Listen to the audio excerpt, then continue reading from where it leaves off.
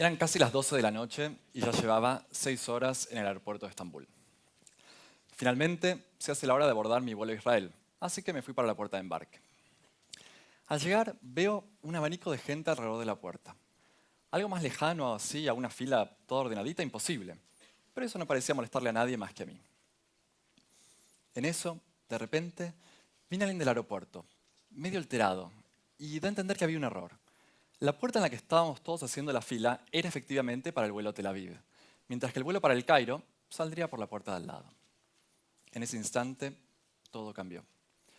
Israelíes y egipcios, que venían haciendo la fila con total naturalidad y que seguramente habían pasado horas juntos en el aeropuerto, ya sea en el patio de comidas o hasta tal vez en el baño, de repente se horrorizaron al darse cuenta de que estaban con los del bando contrario. En pocos instantes, la mitad de la fila salió disparando hacia la otra puerta. Aunque esa imagen me impactó, no puedo decir que me haya tomado por sorpresa. El conflicto en Medio Oriente me desvela desde que soy chico. De hecho, estaba viajando a Israel para presentar un proyecto que vengo haciendo desde hace años. Se trata de escenas de intercambio cultural entre árabes, musulmanes y judíos. Algo bien informal, que organizo cada tanto en mi casa o cuando viajo, para conocer a gente que piensa diferente. Y con esto no busco alcanzar la paz mundial, ni mucho menos, pero sí estoy seguro que generar espacios de encuentro para gente que consideramos diferentes a nosotros nos ayuda a abrir la cabeza, porque en definitiva somos mucho más parecidos de lo que creíamos. En mis cenas hasta ahora participó gente de más de 25 países, que no buscan ni hablar de religión ni de política, sino simplemente pasar un buen rato, tener una experiencia distinta. Sin embargo, no siempre es fácil conseguir a gente que quiera participar, y mucho menos que sean de países lejanos que justo estén por Buenos Aires. Por eso, ese día en el aeropuerto de Estambul me di cuenta de que había una gran oportunidad por explotar. Los aeropuertos internacionales son lugares donde indefectiblemente van a juntarse personas de zonas de conflicto mientras esperan su próximo vuelo.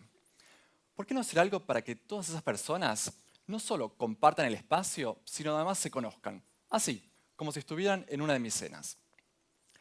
Ahora bien, la gran pregunta es, si la mayoría de las personas que pasan por un aeropuerto ni siquiera se odian, sino que son completamente indiferentes unos de otros y no tienen el más mínimo interés en conocer al que está al lado, ¿cómo lograr entonces que personas de zonas de conflicto sí quieran conocerse?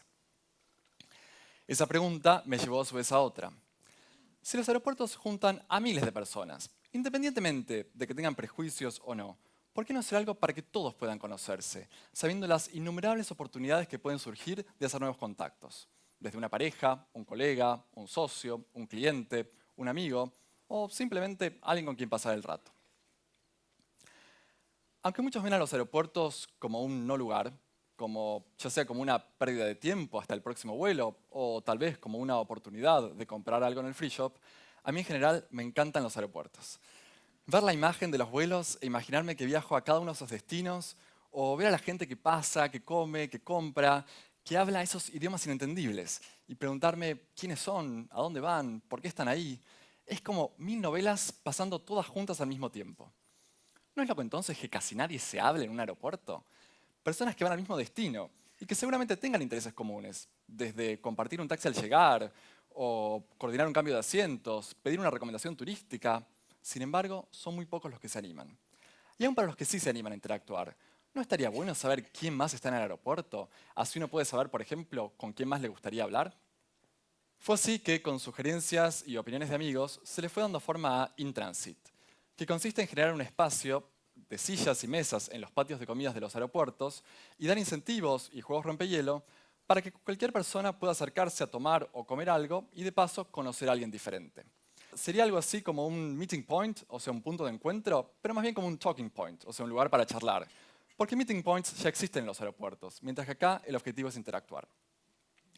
Además, la idea es contar con una plataforma virtual, como si fuera un Facebook para desconocidos, donde cualquiera que quiera pueda poner su foto, su nombre, nacionalidad, profesión, y así que cualquier persona desde su celular pueda ver quién más está participando de InTransit y así sepa con quién le gustaría charlar o, si no, chatear simplemente desde el celular.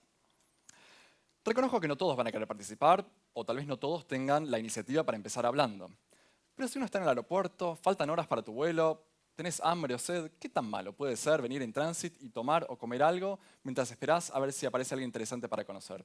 Si no, te volvés a tu libro o tu laptop como si nada. Volviendo a la historia de Estambul, mi idea original era aprovechar los aeropuertos para juntar a personas de zonas de conflicto. Pero la realidad es que a todos, enemigos o no, les puede venir muy bien conocerse. Y cuando os resulte natural ver a cualquier extraño como un potencial contacto, o cuando hablar con un desconocido sea algo de todos los días, seguramente consiga ese primer objetivo que buscaba, aunque sea indirectamente. Y así como muchas veces pasa en mis cenas, seguramente dos personas se conozcan, interactúen porque se caen bien y de repente algo en ellos cambia. Por ahora, los aeropuertos son estas escalas hasta llegar a otros lugares. Son estos no lugares por donde pasan miles de historias paralelas, miles de novelas de cada uno que va en la suya. Yo quiero que InTransit empiece a conectarlas. Entonces, quién sabe a cuántos destinos más llegaremos. Muchas gracias.